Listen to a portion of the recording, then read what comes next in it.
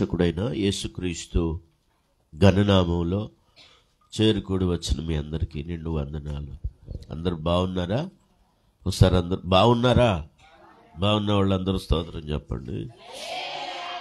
మంచిది ప్రియులారా, మనం వాక్య భాగంలోకి వెళదాం. ప్రభు మనల్ని ప్రేమించి, మన ప్రాంతాన్ని ప్రేమించి, వ్యక్తిగతంగా మన కుటుంబాలను, మనల్ని కూడా ప్రేమించి, ఆయుష్ కలిగిన ఆయన రెక్కల చాటును దాచి తన సన్నిధిలో నిలబెట్టాడు. మనం ఆయనకి ఏమి ఇచ్చినో తీర్చలేం. మాట చాలా రావట్లేదు స్పష్టంగా, ముక్కులు బాగా బిగదీసిని అర్థం చేసుకోవడానికి ప్రయత్నం చేయండి. నీళ్లు రకరకాలుగా మరి మారడం వల్ల కావచ్చు. రాత్రి వరకు బాగానే ఉంది, రాత్రి పూర్తిగా బిగదీసుకున్నాయి ముక్కులు, ఫీవర్ వచ్చినట్టు అనిపించింది. కానీ ఉదయకాల సమయంలో లేవలేమని అనుకున్నాను. ప్రభు చక్కగా ఆయన సన్నిధిలో నిలిపాడు. కొద్దిసేపు మీరు వాక్యం మీద మనసు పెట్టండి. ఈ 149వ కీర్తన చాలా ఆశీర్వాదకరమైన కీర్తన, దీవెనకరమైన కీర్తన. అంత మాత్రమే కాదు, దేవుని గొప్పతనం ఒకటి, రెండవది తన పిల్లలైన వారికి దేవుడిచ్చే గొప్పతనం రెండు ఈ కీర్తనలో ఉన్నాయి. మొదటిది దేవుని గొప్పతనం, రెండవది దేవుని పిల్లలకి దేవుడిచ్చే గొప్పతనం కూడా ఈ కీర్తనలో ఉన్నాయి. ఎందుకు ప్రభువును స్తుతించాలో ఈ కీర్తనల ద్వారా మనం అనేక విషయాలు నేర్చుకుంటూ వస్తున్నాం. ఎలా స్తుతించాలో, ఎప్పుడెప్పుడు స్తుతించాలో అనే విషయాలు ఈ కీర్తనలు మనకి గడిచిన దాదాపుగా ఒక 2 సంవత్సరాల నుంచి ఈ ధ్యానం మనకు చాలా ఆశీర్వాదకరంగా ఉందని భావిస్తున్నాను. కొన్ని ప్రారంభంలో మనం లైవ్ పెట్టి ధ్యానం చేయలేదు, కానీ దాదాపు ఒక 100వ కీర్తన నుంచి అనుకుంటాను, కొంచెం ముందు నుంచి 90 అలా అక్కడి నుంచి వరుసగా క్రమమైన రీతిలో ధ్యానం చేయడం జరుగుతూ వచ్చింది. ఒకసారి కీర్తన గ్రంథంలోకి రండి. 149వ కీర్తనలో యెహోవాను స్తుతించుడి. వాయిస్ వస్తుందా లేదా, సరిగ్గా వస్తుందా లేదా చూడమ్మా. యెహోవాను స్తుతించుడి, యెహోవాకు కొత్త కీర్తన పాడుడి, భక్తులు కూడుకొని సమాజంలో ఆయనకు స్తోత్ర గీతము పాడుడి. ఈ మాటలు మీరు అర్థం చేసుకోండి. ప్రభువును స్తుతించడానికి ఒక ప్రేరణ ఇస్తూ ఎవరితో మాట్లాడుతున్నాడంటే, భక్తులు కూడుకునే సమాజం ఒకటి ఉందంట. ఆ సమాజంలో కూడుకొని భక్తులు ఏం చేయాలంటే దేవుణ్ణి స్తుతించాలి అని చెప్తున్నాడు. ఈ మాటలు మీరు ఎప్పుడు మర్చిపోవద్దు. అక్కడ మళ్ళా చదువుతున్నాను చూడండి. యెహోవాను స్తుతించుడి, యెహోవాకు కొత్త కీర్తన పాడుడి, భక్తులు కూడుకొని సమాజంలో ఆయనకు స్తోత్ర గీతములు పాడుడి. ఏ సమాజం అంట?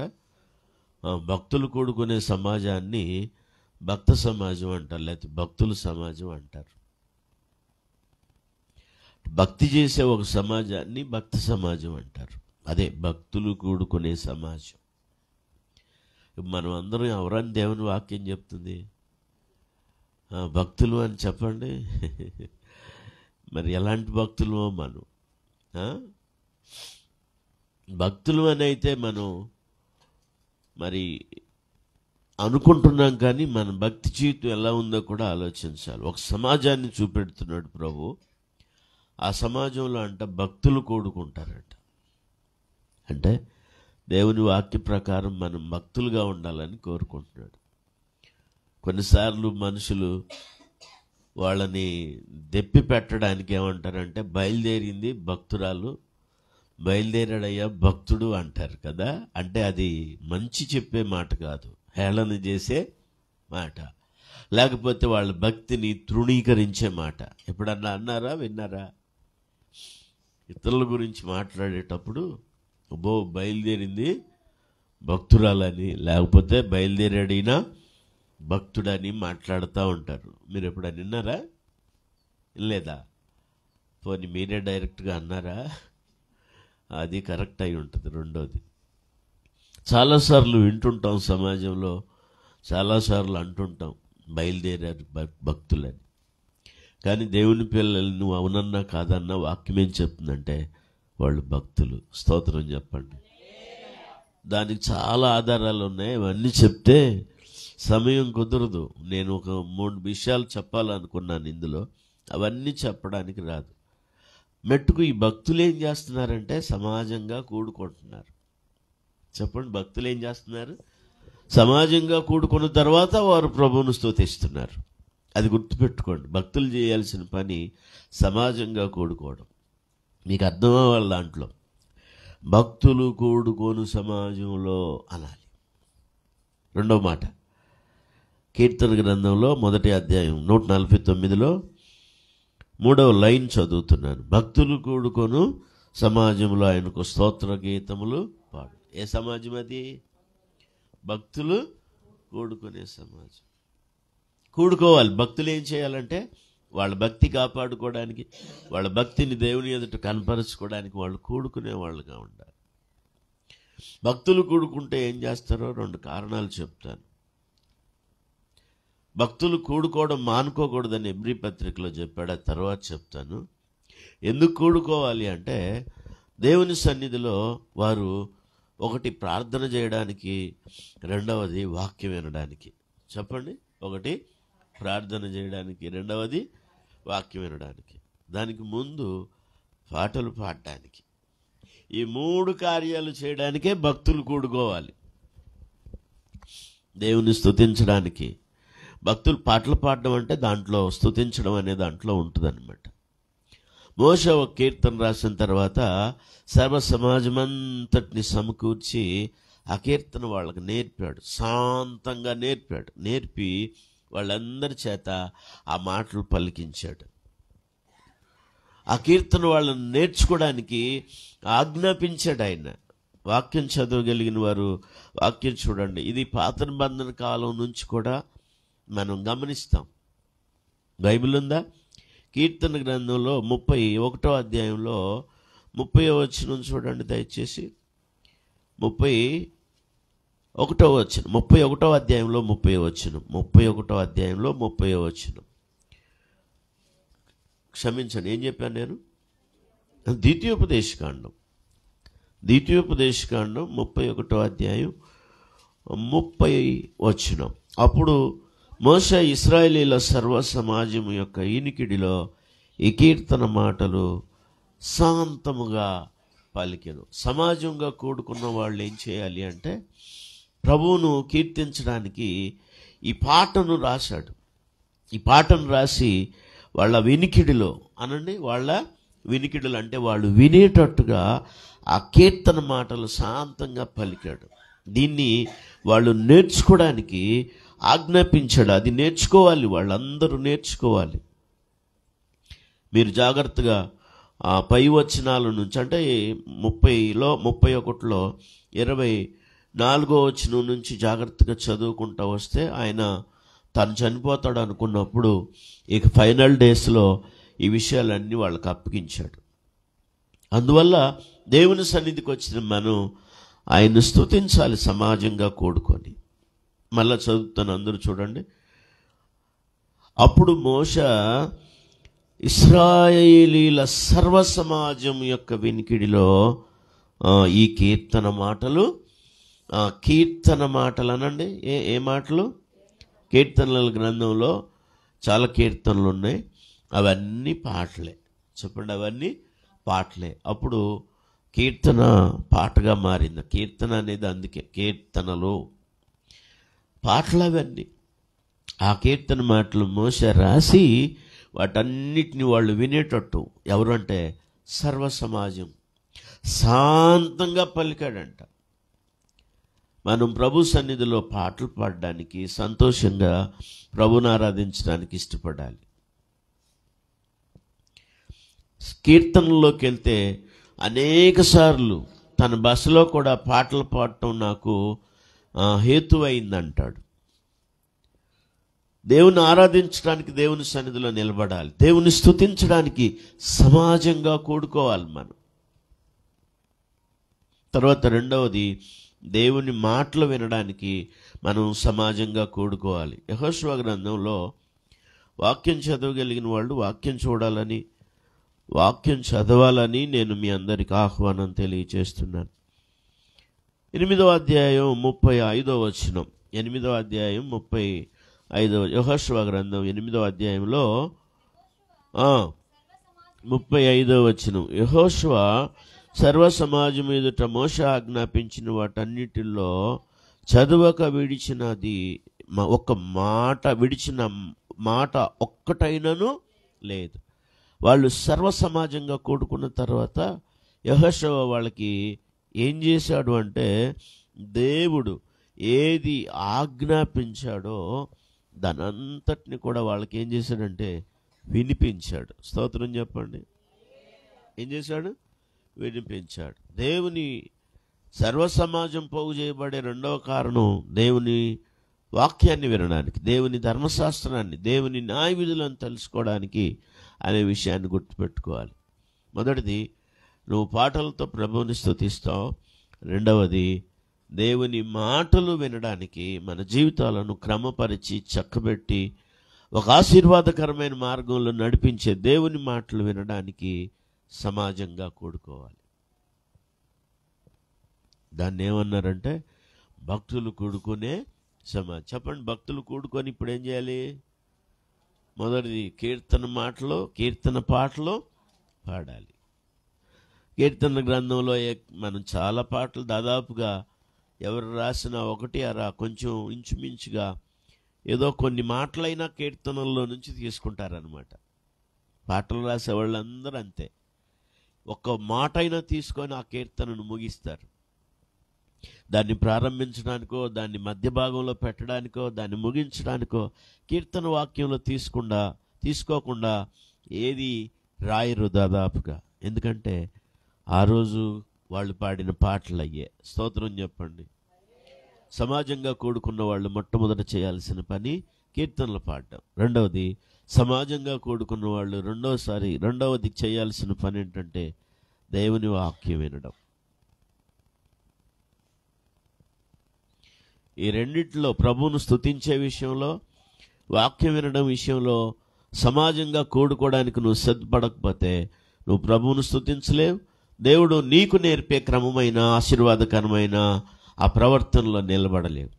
ప్రభువును స్తుతించాలి, ఆ వాక్యాన్ని విని మన జీవితాలను క్రమపరుచుకోవాలి. అది దేవుని పిల్లలకి ఆశీర్వాదం. స్తోత్రం చెప్పండి గట్టిగా. అలా జరగకపోతే మనం తప్పు మార్గంలో ప్రయాణం చేసే అవకాశం ఉంది, పాడిపోయే అవకాశం ఉంది, దేవునికి దూరం అయ్యే అవకాశం ఉంది. కనుక దేవుని పిల్లలు ఎప్పుడు కూడా ఈ సమాజంగా కూడుకోవడం మానుకోకూడదు. అప్పుడు చెప్పాడు ఆయన హెబ్రీ పత్రికలో 10వ అధ్యాయం అనుకుంటూ చూడండి, బైబిల్ ఉందా, అక్కడ ఏం చెప్పాడంటే కొందరు మానుకొనుచున్నట్టుగా అన్నాడు. మానుకుంటే ఈ రెండు వాళ్ళు పోగొట్టుకుంటారు. వాళ్ళు ప్రభువును స్తుతించలేరు ఒకటి, రెండవది వారు ప్రభు వాక్యాన్ని వినలేరు. కనుక ఆ వాక్య ప్రకారం జీవించడానికి వాళ్ళకి మార్గం తెలియదు, కనుక వారు తప్పిపోయే అవకాశం ఉంది. కనుక పౌలు గారు హెబ్రీ పత్రికలో ఈ మాట తెలియజేశాడు. 24వ వచనం, కొందరు మానుకొనుచున్నట్టుగా సమాజముగా కూడుట మానుకొనక అన్నాడు. అందరూ ఆమేన్ చెప్పండి. సమాజంగా కూడటం అంటే ఆ దినాల్లోనే కొంతమంది ఏం చేస్తున్నారు? మానుకుంటున్నారు. సమాజంగా కూడడం మానుకుంటే నువ్వు అర్థం ఏంటంటే, ఒకటి ప్రభువును స్తుతించడానికి దూరం అవుతున్నావు, రెండవది దేవుని మాటలు వినడానికి కూడా దూరం అవుతున్నావు. ఆధ్యాత్మిక క్రమం అనేది నీకు ఎక్కడ తెలుస్తుంది? లోకంతో తెలియదు. దేవుడు తన మందను కాచే ఒక ప్రత్యేకమైన దొడ్డి ఇది. తన మందను కాపాడే ఒక దొడ్డి దేవుని సన్నిధి. తన పిల్లలను, దేవుని మందను మేపేటువంటి ఒక కాపుదల్లో ఉంచేటువంటి ఒక ప్రాకారం, దొడ్డి దేవుని సన్నిధి. కనుక దేవుని సన్నిధిలో మనం సర్వసమాజంగా కూడుకోవాలి. దాన్నే భక్తులు కూడుకునే సమాజం అన్నాడు. కూడుకున్న వాళ్ళు ప్రభువును స్తుతించాలి కీర్తనల ద్వారా, పాటల ద్వారా. రెండవది, యెహోషువ వాళ్ళకి ఏం చేశాడంటే దేవుని కట్టడలను, దేవుని ఆజ్ఞలను, ఆయన న్యాయ విధులను వినిపించాడు. ఆయన వినిపించని మాట ఒక్కటి కూడా లేదు. విడువక దేవుడు ఏం చెప్పమన్నాడు వాటిలో ఏది విడువక వాళ్ళకు బోధించాడు. స్తోత్రం చెప్పండి గట్టిగా.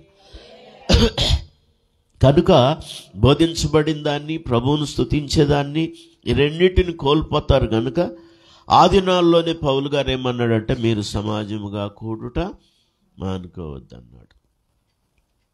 ఆధ్యాత్మిక నష్టం ఏర్పడుతుంది సమాజంగా కూడుకోకపోతే. ఆత్మీయంగా వాళ్ళు బలహీనపడతారు, ఆధ్యాత్మికంగా వాళ్ళు బలహీనపడతారు. అందువల్ల సమాజంగా కూడుకోవడం మానుకోకూడదు. సమాజంగా కూడుకోవటం వల్ల నువ్వు సిద్ధపరచబడతావు. దేవుని సన్నిధిలో సరిగా ఆరాధించడానికి నువ్వు సిద్ధపరచబడతావు. ఆయన్ని కలుసుకోవడానికి సరిగా నువ్వు సిద్ధపడతావు. ఆయన్ని ఎదుర్కోవడానికి సిద్ధపడతావు. ఆయనతో ఐక్యమవడానికి సిద్ధపడతావు సమాజంగా కూడుకోవటం వలన. అలాంటి సమాజంగా కూడుకోవటం వల్లనే ప్రభువును స్తుతిస్తావు. దేవుని వాక్యాన్ని విని నీ ఆధ్యాత్మిక జీవితాన్ని సరిగా కట్టుకోగలుగుతావు. ప్రార్థన చేయడానికి, నీ మనసు విప్పడానికి దేవుని సన్నిధిని అందుకే ఇచ్చాడు, సమాజంగా కూడుకోవడానికి. దేవుని ప్రజలు అలాగే చేశారు, మనం అలా చేయదుముగాక. దీంట్లో మేము చెప్పాలనుకున్న మాట ఏంటంటే, సమాజంగా కూడటం ఏం చేయొద్దన్నాడు పౌలు గారు? మానుకోవద్దు. కానీ కొందరు మానుకుంటున్నారు. ఎందుకు మానుకుంటారో అర్థం కాదు. కొంతమంది కారణం లేకుండా ప్రభు సన్నిధిలో ఉండాల్సిన సమయంలో కొన్నిసార్లు ప్రార్థన అయినాక నేను ఆయా ప్రాంతాలకు మళ్ళీ వెళుతున్నప్పుడు ఇళ్ళ కొట్లు కాడ రోడ్ల మీద కనపడుతున్నారు. పోనీ ఏదన్నా మంచంలో ఉండి బాగలేక రాలేని పరిస్థితి అంటే కాదు, అక్కడక్కడ పనికిమాలిన విషయాలు మాట్లాడుకుంటా కాలం గడుపుతున్నారు. అది మన ఆత్మీయ జీవితానికి ఏమాత్రం ప్రయోజనం కాదు. ఎక్కడ లోకంలో సమయం గడపడానికి పరిశుద్ధ దినంలో ఇష్టపడకూడదు. ఆయన పరిశుద్ధ దినాన్ని ఆయన ఆరాధించడానికి, మహిమపరచడానికి మనకు కేటాయించాడు. విస్తారమైన ఆ పని ఈ పని పెట్టుకోవడానికి కాదు. ప్రభువుని గణపరచడానికి, మనం ప్రభువును స్తుతించడానికి దేవుని సన్నిధిని నిలవాల్సిన అవసరం ఉంది. ఇంకా వేరేగా కాలం గడపకూడదు.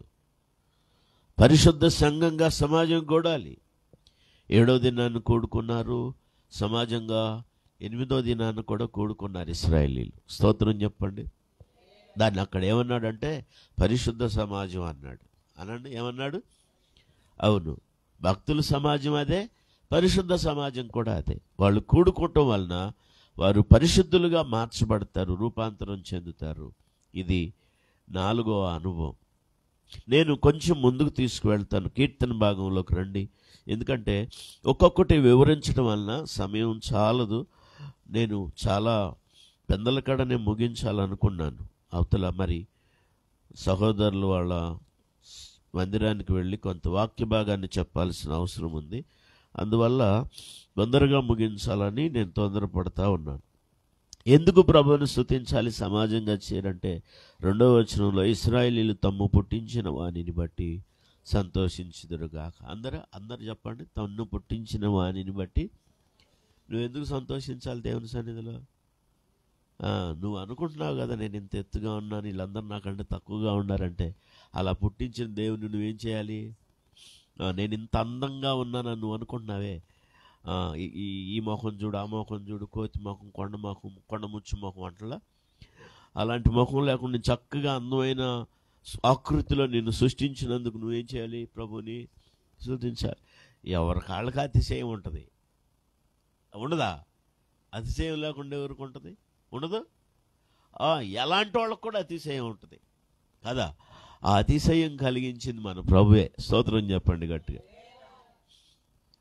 పెద్దోళ్ళు అన్నారు, కాకి పిల్ల కాకి ముద్దని. మనం దేవుని పిల్లలమైతే మన దేవునికి ఎంత ముద్దో మనం. స్తోత్రం చెప్పండి గట్టిగా. అంతేగాని నువ్వు అనుకున్నట్టు, నువ్వు తృణీకరించినట్టు దేవుడు తృణీకరించడు. ఎందుకంటే మనం ఆయన స్వరూపం, ఆయన పోలిక.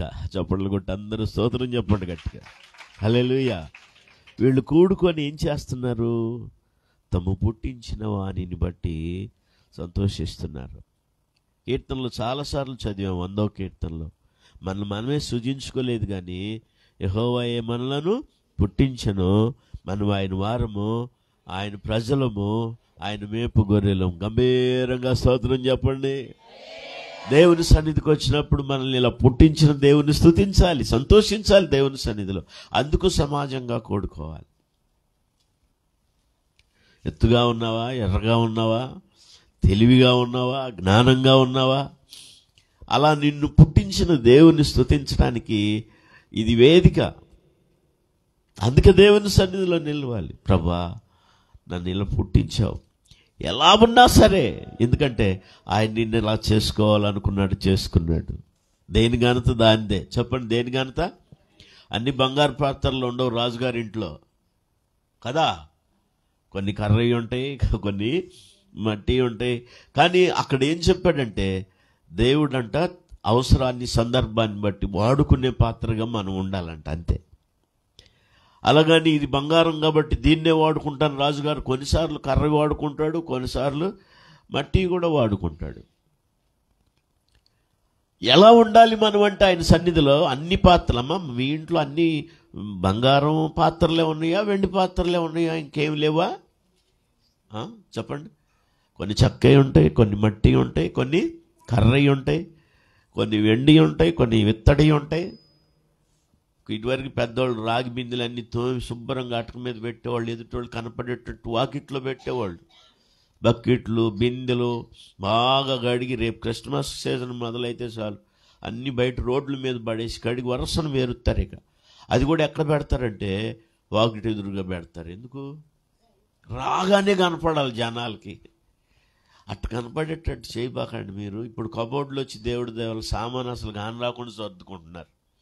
ఇప్పుడు అంతకుముందు ఏం చేసేవాళ్ళు అంటే ఇత్తడి, స్టీల్, తర్వాత రాగి బాగా కనపడేటట్టు పెడతారనమాట. ఓహో, ఇన్ని ఉన్నాయి కావాలి వీళ్ళకి అనుకోవాలని.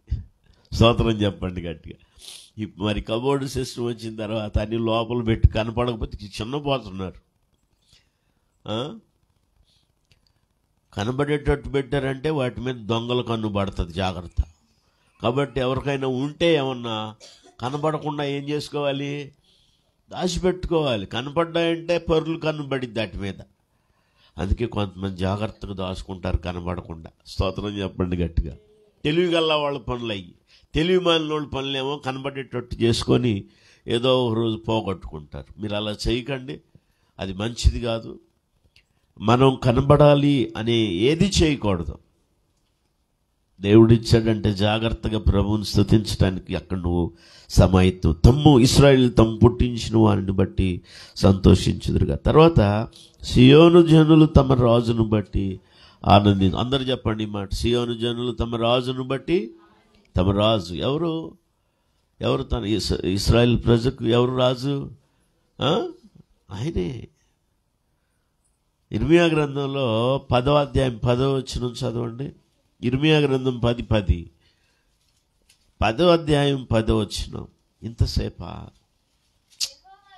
యెహోవాయే నిజమైన దేవుడు, ఆయనే జీవము గల దేవుడు, సదాకాలం ఆయనే రాజు.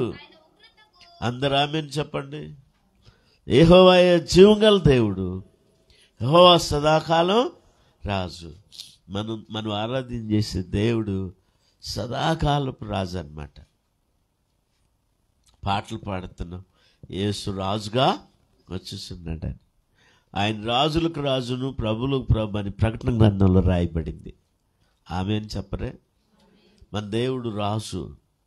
ఆయన సన్నిధికి వచ్చినప్పుడు రాజును ప్రజలు స్తుతించాలి.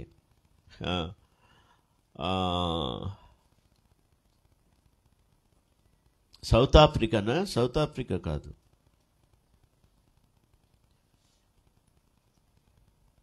King James.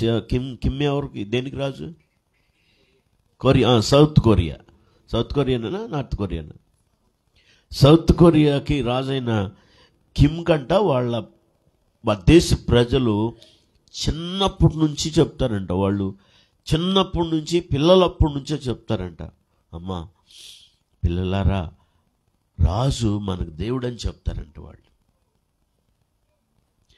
రాజును దేవునిగా భావించేవాళ్ళు. చాలా సందర్భాన్ని మన వాక్యాల్లో కూడా అవి కనబడతాయి. ప్రభు ఒకసారి చెప్తా, సౌలును రాజుని ఏర్పరచుకోక మునుపు ప్రభు ఆ మాట స్పష్టంగా చెప్పాడు.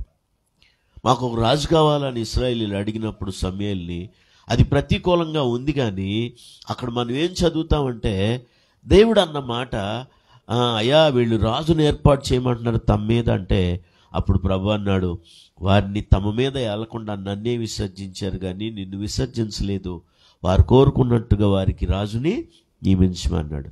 అక్కడ అప్పటి వరకు వారిని పరిపాలన చేసింది ఎవరంటే దేవుడే. ఆ మాట చెప్తున్నాడు, నేనే వాళ్ళని పరిపాలిస్తున్నాను, నేనే వాళ్ళకి రాజుగా ఉన్నాను. వాళ్ళు నన్ను పక్కన పెట్టి మానవుల మాదిరిగా, లోకంలో ఉండేవారి సర్వ సమాజం మాదిరిగా సాధారణంగా వాళ్ళ ఆచారం ప్రకారం మాకు రాజు కావాలన్నారు. నన్ను పక్కన పెట్టారు కాబట్టి వాళ్ళు కోరుకున్న రాజుని వాళ్ళకి ఇవ్వు అన్నాడు. దేవుని వారి ఏలుబడిలో నుంచి వీళ్ళు ఎవరి ఏలుబడిలోకి వెళ్ళారంటే మనుషుల యొక్క ఏలుబడిలోకి వెళ్ళిపోయారు. అక్కడి నుంచి వాళ్ళ కష్టం, అక్కడి నుంచి వాళ్ళకి దుఃఖం, అక్కడి నుంచి బానిసత్వం, అక్కడి నుంచి దుర్భరమైన జీవితం ప్రారంభమైంది.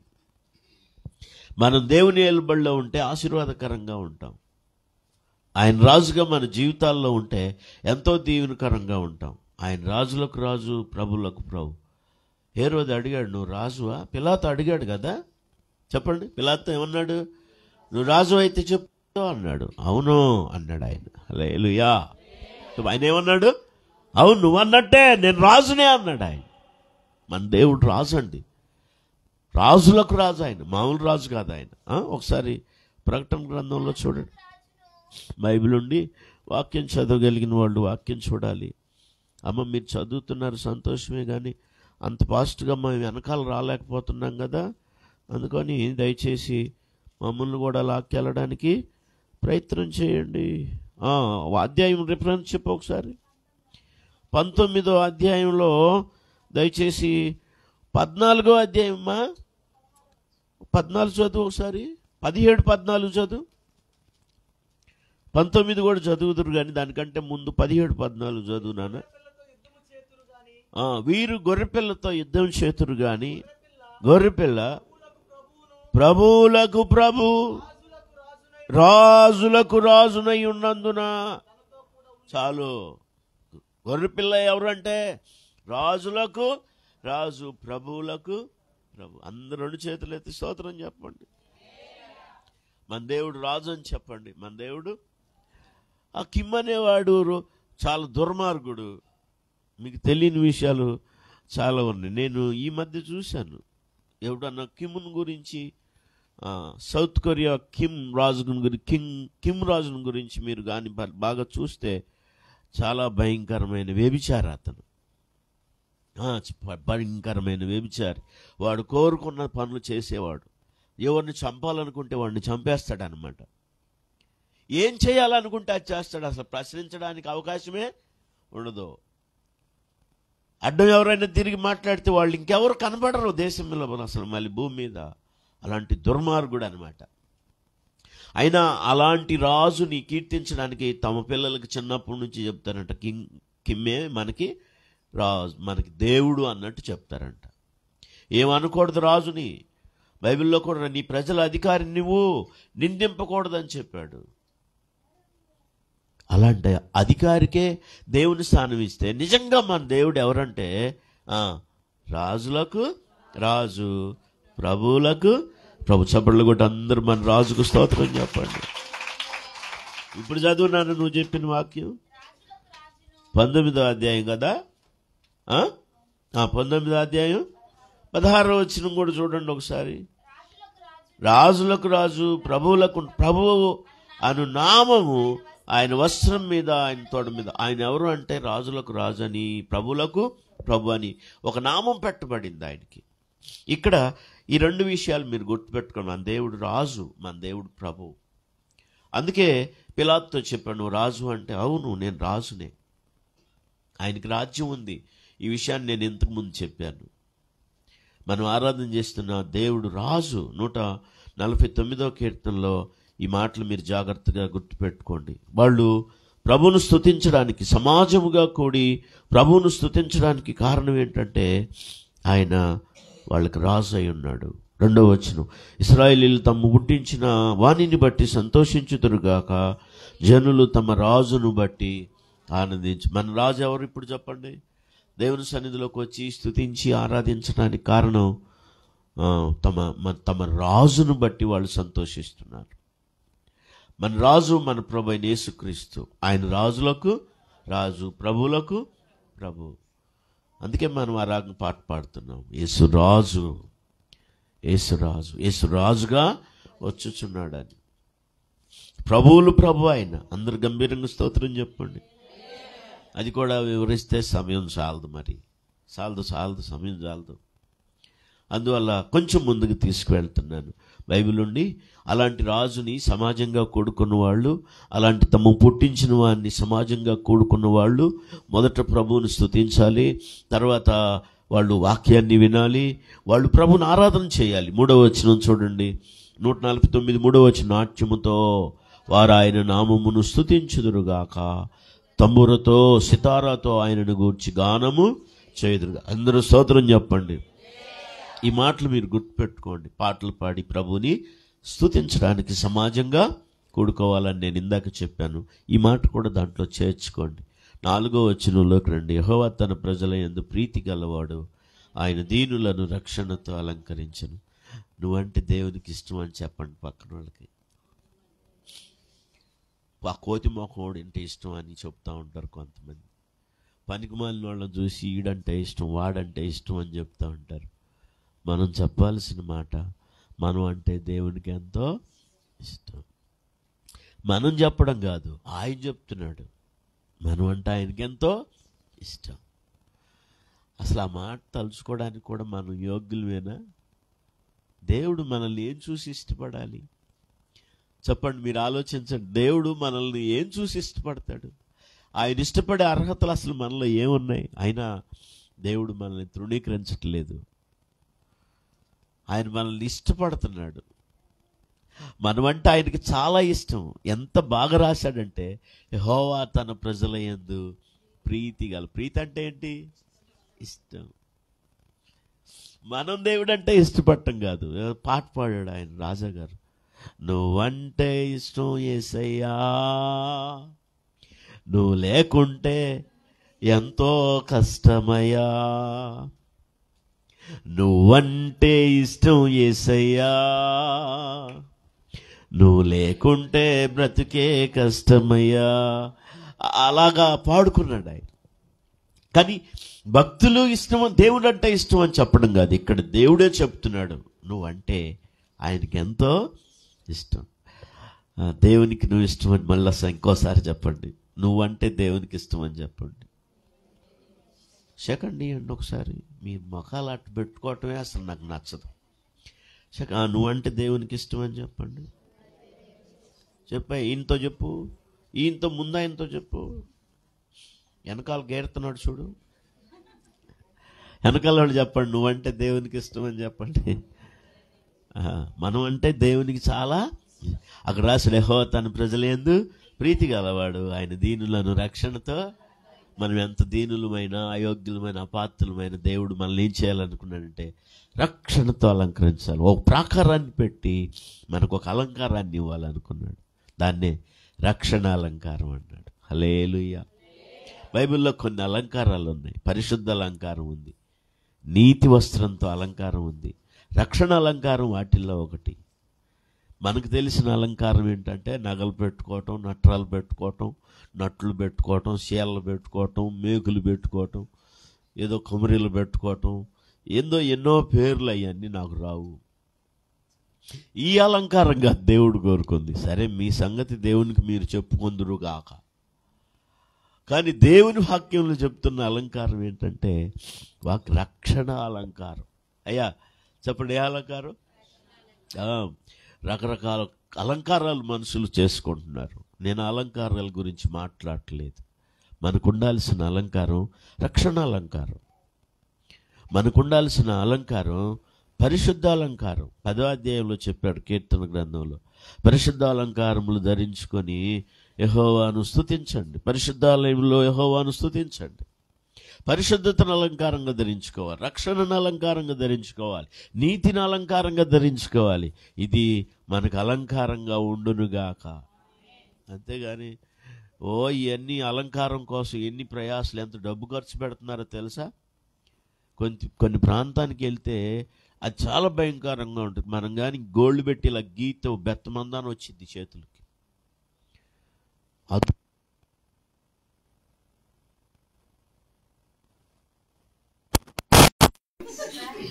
అద్దుతా ఉంటారు, మొహానికి అద్దుతా ఉంటారు.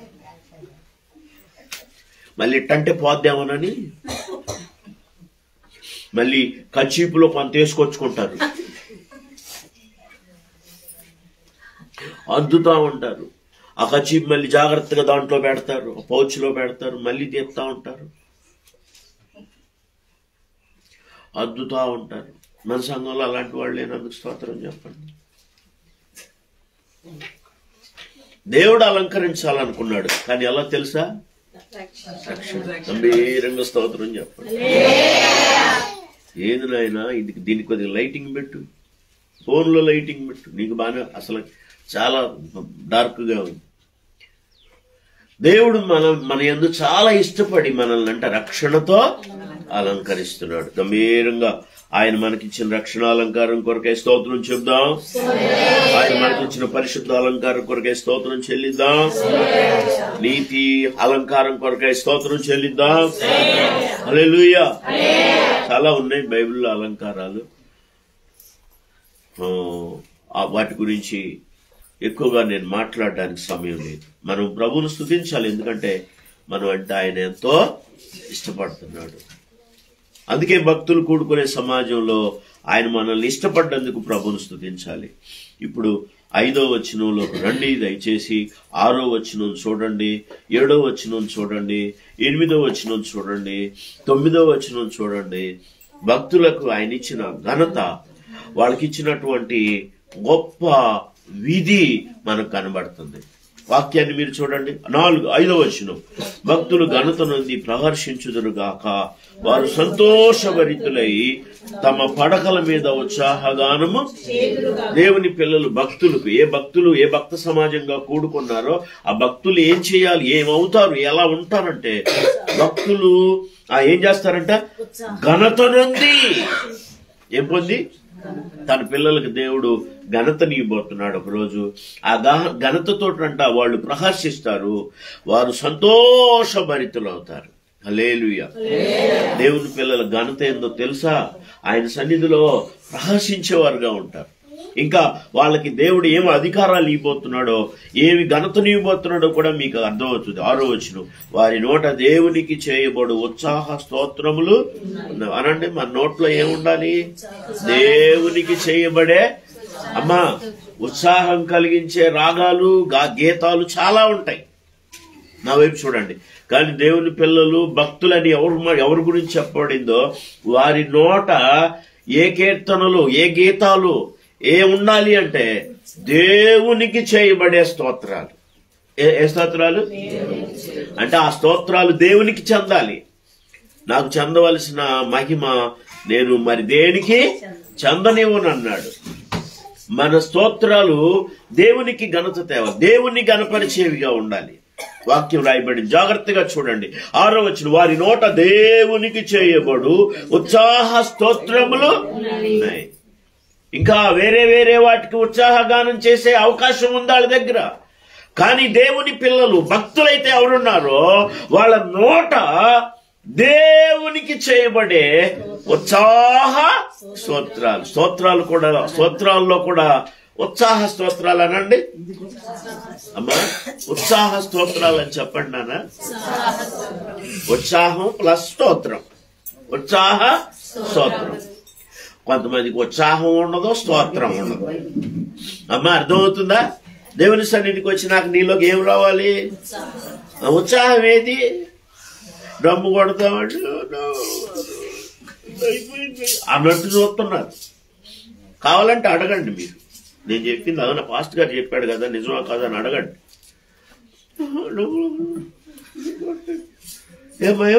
బాగలేదుగా, నిజమే, అది నిజమే. మన దగ్గర ఉత్సాహం ఉండాలి. దేవుని సన్నిధిలో ఉత్సాహంతో స్తోత్ర గీతాలు పాడాలి, స్తోత్రగానం చేయాలి.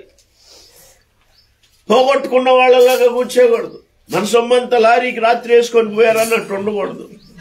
హల్లెలూయా. నిజమే, అటగాని జరుగుంటే నువ్వు అలా ఏడుపు మొహం వేసుకొని కూర్చోవటం న్యాయమే. ఏం చెప్పాను నేను? ఒకవేళ మీ సొమ్మంతా ఎవడన్నా లారీకి వేసుకొని పోతే అట్టుండటం ఒప్పుకోవాల్సిన విషయం. ఎందుకంటే అంత సొమ్ము పోయింది కాబట్టి. అలా అవనందుకు స్తోత్రం చెప్పండి. మళ్ళీ బయటికి తీసుకెళ్ళి ఏం చెప్తారంటే అట్ట అవ్వాలనే పాస్టర్ గారు చెప్పటం అని కామిస్తారు. కానీ నాకు తెలుసు, ఎందుకంటే 30 సంవత్సరాల అనుభవం మీతో. హల్లెలూయా. అట్ట కూర్చోవద్దని చెప్తున్నా నేను. అంతా పోగొట్టుకున్నట్టు, అన్నీ ఊడిపోయినట్టు. మీకు తెలుసుగా అన్ని ఊడిపోవటం అంటే అన్నీ ఊడిపోయినట్టుగా, ఇక అన్నీ పోగొట్టుకున్నట్టు అట్ట కూర్చోకూడదు. దేవుని సన్నిధికి దిగాలుగా అంత నష్టపోయినట్టుగా ఉండకూడదు.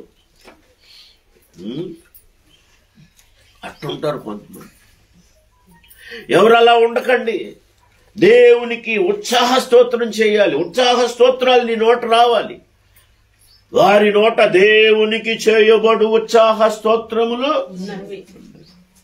అలా ప్రభుని భక్తులు కూడుకున్న సమాజంలో భక్తులు ఆరాధించాలి. హల్లెలూయా. తర్వాత 7, 8, 9 వచనాల్లో అన్యజనులకు ప్రతిదండన చేయుటకును, ప్రజలను శిక్షించుటకును, గొలుసులతో వారి రాజులను బంధించుటకును, ఇనుప సంకెళ్లతో వారి గనులను బంధించుటకును, విధింపబడిన తీర్పు వారి మీద నడుపుటకును వారి చేతిలో రణంసులు కలిగిన ఖడ్గము ఉన్నది.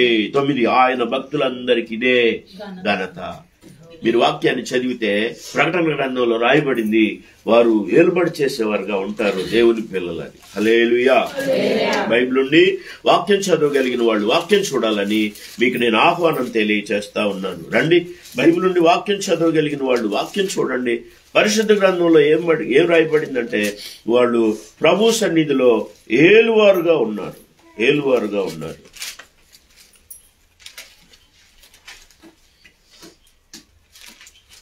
ప్రకటన గ్రంథం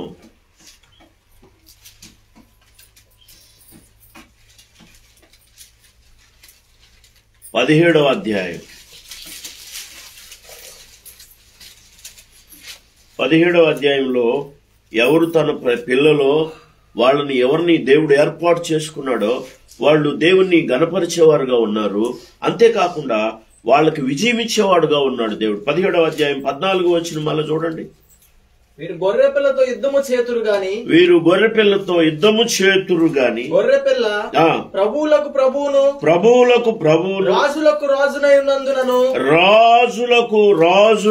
ఉన్నందునను తనతో కూడా ఉండిన వారు పిలువబడిన వారై ఏర్పరచబడిన వారై నమ్మకమైన వారై ఉన్నందునను ఆయన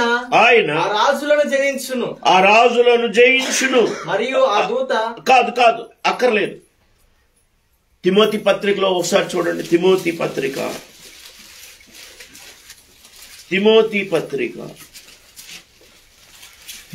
రెండవ తిమోతి పత్రిక 2వ అధ్యాయం 2వ తిమోతి పత్రిక 2వ అధ్యాయంలో ఒక మంచి మాట రాయబడింది. 2వ అధ్యాయంలో 12వ వచనం చూడండి. సహించిన వారమైతే అనండి, సహించిన వారమైతే దేవునితో కూడా ఏలే అవకాశం. ఆదికాండంలో 1వ అధ్యాయం 18వ వచనంలో దేవుడు మనుషులను పుట్టించినప్పుడు, వాళ్ళని సృష్టించినప్పుడు, వాళ్ళని తన రూపంలో తన పోలికలో చేసుకున్న దేవుడు వాళ్ళకి ఏం ఆజ్ఞాపించాడంటే భూమిని భూమి మీద ఉన్న సమస్తమును మీరు ఏలబడి. 18వ వచనం చూడండి దయచేసి. దేవుడు మన స్వరూపమందు మన పోలిక చొప్పునను నరులను చేయుదుము. వారు సముద్రపు చేపలను ఆకాశ పక్షులను పశువులను సమస్త భూమిని భూమి మీద పాకు సమస్త జంతువులను. అందరూ చెప్పండి ఏలుదురు అని చెప్పండి. ఇక్కడ ఏమంటున్నాడంటే భక్తులు ఘనత నుండి ప్రహర్షిస్తారు. వారు విధింపబడిన తీర్పును కొనసాగించి ఏలుబడి చేస్తారు. ఆయన భక్తులకు ఆయన ఇచ్చిన ఘనత. అమ్మా, ఇప్పుడు నువ్వు భక్తిగా ఉండి సమాజంగా కూడుకొని ప్రభువుని స్తుతిస్తూ ఆరాధిస్తూ వాక్యం విని వాక్యం ప్రకారం జీవిస్తూ ఉండంగా ఒకరోజు నీకు ఒక ఘనతను ఇవ్వబోతున్నాడు. రెండంచులు కలిగిన ఖడ్గాన్ని చేతపట్టుకొని అన్యజనులకు విధింపబడిన శిక్షను తీర్పును ఆ కొనసాగించే ఆ ఘనతను దేవుడు ఎవరికి ఇచ్చాడంటే తన పిల్లలకి ఇచ్చాడు, లేకపోతే తన భక్తులకి ఇచ్చాడు. ఒకసారి చప్పట్లు కొట్టి అందరూ స్తోత్రం చెప్పండి. హల్లెలూయా, హల్లెలూయా. 5వ అధ్యాయం ప్రకటన గ్రంథం 10వ వచనం. 5వ అధ్యాయం ప్రకటన గ్రంథం 10వ వచనం. త్వరగా 5వ అధ్యాయం ప్రకటన గ్రంథం 10వ వచనం. నీవు ఆ గ్రంథమును తీసుకొని దాని ముద్రలను విప్పుటకు యోగ్యుడవు. నీవు వధింపబడిన వాడవై రక్తమిచ్చి ప్రతి వంశములో ఆయా భాషలు మాట్లాడు వారిలో ప్రతి ప్రజలోను ప్రతి జనములోను దేవుని కొరకు మనుషులను కొని మా దేవునికి వారిని ఒక రాజ్యముగాను యాజకులుగాను చేసితివి కనుక వారు భూలోకమందు అందరూ ఆమేనండి. ఏం చేస్తారట భక్తులు? ఏం చేస్తారట? పక్కన వాళ్ళని చెప్పండి, నువ్వు ఏలుబడి చేసే రాజకుమార్తె అని చెప్పండి. దేవుడు ఏలుబడి చేసే అధికారాన్ని ఘనతను ఎవరికి పోతున్నాడంటే తన భక్తులకి. ఇప్పుడు చెప్పండి, భక్తి చేయటం వల్ల ఎన్ని ప్రయోజనాలు ఉన్నాయో తెలుసా? అందుకే సమాజంగా కూడుకొని ఆరాధించాలి. అందుకే ఈ సమాజాన్ని ఇచ్చాడు. ఆ రోజు వాళ్ళకి ఆ సమాజాన్ని ఇచ్చాడు. సమాజముగా కూడుట కొందరు మానుకున్నట్టుగా మీరు మానుకోవద్దన్నాడు. చక్కగా ఆరాధించి ఆయన వాక్యాన్ని విని ఆ వాక్యానికి లోబడి జీవించి ఆ ఉన్నతమైన దేవుడిచ్చే ఆ ఘనతను పొందుదుముగాక. అందుకొరకే ప్రభువైన యేసుక్రీస్తు మన నిమిత్తమై తన ప్రాణత్యాగం చేశాడు. ఆయన రక్తాన్ని చిందించాడు, ప్రాణాన్ని పణంగా పెట్టాడు. మనం ఆయన చేసిన కార్యాలకి ఏమిచ్చి ఆయన రుణాన్ని మనం తీర్చలేము. స్తుతి ఘనత మహిమ మన ప్రభువుకే కలుగును గాక. తల వంచండి, ప్రార్థన చేసుకుందాం. ప్రార్థన చేసిన తర్వాత నేను ప్రయాణం చేస్తాను. కట్మ కార్యక్రమాలన్నీ మీరు జాగ్రత్తగా పాల్గొనండి. ఎందుకంటే సమయం లేదు. పాస్టర్ గారు వస్తాం అనుకున్నారు కానీ మనం రాలేదు. కనుక ఈ విషయాన్ని మీరు దృష్టిలో పెట్టుకోండి. ప్రేమగల తండ్రి పరిశుద్ధుడ వందనాలు స్తోత్రాలు. విన్నా నీ మాటలు ప్రతి హృదయంలో నీరు కట్టి ఫలింప చేయండి. వాక్యం విని విడిచిపెట్టేవారు కాక భక్తులు కూడుకునే సమాజంలో కూడుకున్న భక్తుల్లాగా నమ్మకస్తులుగా నిన్ను స్తుతిస్తూ నిన్ను ఆరాధిస్తూ నీ మాటలు విని ఆ మాటలను గాయకునేవారుగా దాన్ని అనుసరించి నడుచుకునేవారుగా ఉండడానికి సహాయం చేయండి. మీ భక్తులు మీ ఎడల మీ భక్తుల ఎడల మీకెంతో ప్రీతి ఉంది. మీరు ఇష్టపడుతున్నారు. మేమంటే ప్రభువా భక్తులు కూడుకున్న సమాజాన్ని భక్తులను మీరు ఇష్టపడుతున్నారు. వారి నోట ఉత్సాహ స్తోత్రాలు మీరు ఉంచారు. వారి భక్తులను మీరు గణపరిచారు. ప్రహర్షించడానికి మీరు కృప చూపారు. ఈ బిడ్డలందరినీ ధైర్యపరిచి స్థిరపరిచి మీ కుమార్తెలుగా మీ కుమారులుగా అంగీకరించి తాము సిద్ధపడుతూ అనేక మందిని సిద్ధపరిచేవారుగా ఉంచడానికి సహాయం చేయమని యేసుక్రీస్తు నామమున ప్రార్థించి వేడుకొంచున్నాం తండ్రి. తండ్రి అయిన దేవుని ప్రేమ, మన ప్రభువైన యేసుక్రీస్తు కృప, ఘనపరిశుద్ధాత్మ దేవుని సహవాసం చేరికూడి వచ్చిన మనందరికీ కలుగునుగాక.